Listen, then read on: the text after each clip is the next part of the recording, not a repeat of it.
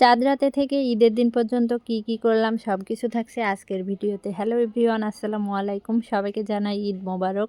তো সকাল সকাল আমার ছেলে ঘুম থেকে উঠে ওকে গোসল করিয়ে দিয়েছি, যে কারণে আমার ছেলে খুবই কান্না করছিল। কারণ চাঁদ রাতে আমাদের এইদিকে সারা রাত বৃষ্টি হয়েছে, এমনকি ঈদের দিন সকালেও বৃষ্টি হয়েছে, যে কারণে খুবই ঠান্ডা ঠান্ডা আবহাওয়া ছিল।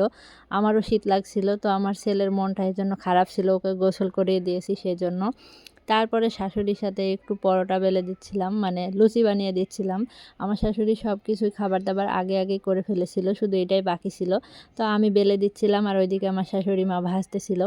আমাদের এইদিকে চাঁদ রাতে এবং ঈদের দিন 2 দিনই বৃষ্টি হয়েছে। আপনাদের কার কার এলাকায় ঈদের দিনে বৃষ্টি হয়েছে অবশ্যই কমেন্ট করে জানাবেন। প্রতি বছর ঈদের দিন ঘুমিয়ে ঘুমিয়ে দিন কেটে যায়, এইবারও সেরকমই হয়েছে। কারণ এইবার তো বৃষ্টি ছিল, যে কারণে বাইরে কোথাও যাওয়া হয়নি, আর কোনোবারই যাওয়া হয় না। ঈদের দিনে একটু ঘুমিয়েই দিন কাটানো হয়।